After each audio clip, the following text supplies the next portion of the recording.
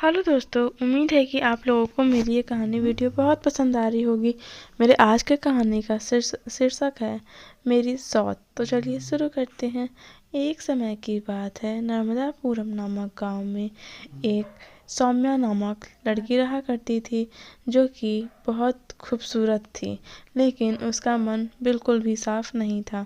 लेकिन और गांव वाले उसके बारे में हमेशा बुरा बुरा बोला करते कि ये कितनी घमंडी है, अपने मन में ही सारी बात छुपा के रखती है।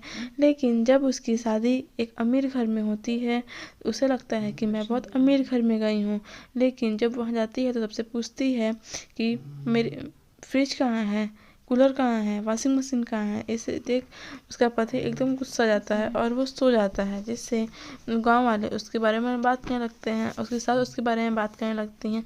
लेकिन उस सौम्या को धीरे धीरे ये बात पता चलता है कि जो उसकी सास है वो सास नहीं, वो उसकी सौत है। और यह देख सौम्या अपने पति से जाके पूछती है कि क्या मैं तुम्हारी दूसरी बीवी हूँ। इस पे सौम्या का पति कहता है, हाँ तुम मेरी दूसरी बीवी हो, और मेरे पापा नहीं ऐसा चाहा था, क्योंकि जो मेरी बेटी है उसको जो पहली पत्नी है साक्षी, वो बिल्कुल भी उसे नहीं मानती, इसीलिए मैं तुम्हें इस घर में लाई हूँ। और साक्षी जो अपनी बेटी को बहुत मारती, इसीलिए मैं तुम्हें इस घर में लेके आया हूँ कि तुम इसे बहुत अच्छे से रखो। और लेकिन सौम्या जब ये समझ आती है तो उसे बहुत गुस्सा आता है और साक्षी की बेटी को और मारती है, क्योंकि वो चाहती थी कि सौम्या तो पहले से एक मंडी थी और लोग उसके बारे में गाँव में बहुत बात करते थे। लेकिन धीरे धीरे साक्षी को इस बात का वो होता है कि मैं अपनी बेटी और अपने पति दोनों को एक साथ खो दूंगी।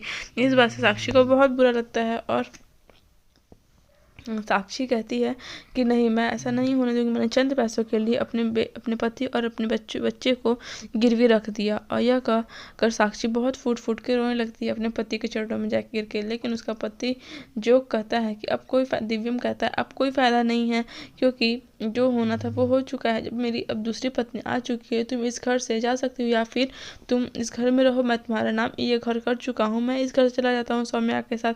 जिससे उसकी पत्नी को और बुरा लगता है और वो साक्षी कहती है कि ठीक है, तुम अगर अपनी ज़िंदगी में खुश हो तो ठीक है, बस मुझे मेरी बेटी मेरे नाम कर दो।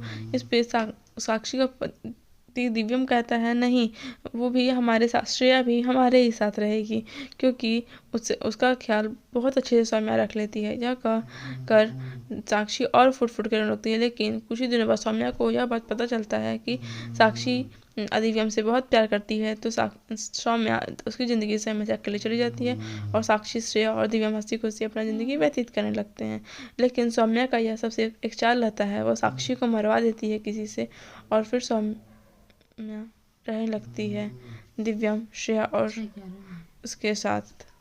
तो थैंक्स फॉर वॉचिंग दोस्तों। वीडियो अच्छी लगी हो तो लाइक से सब्सक्राइब करना ना भूलें। बाय बाय दोस्तों। वीडियो अच्छी लगी हो तो कमेंट में बताएं नेक्स्ट वीडियो किस पे बनाऊं। थैंक्स फॉर वॉचिंग दोस्तों, बाय बाय।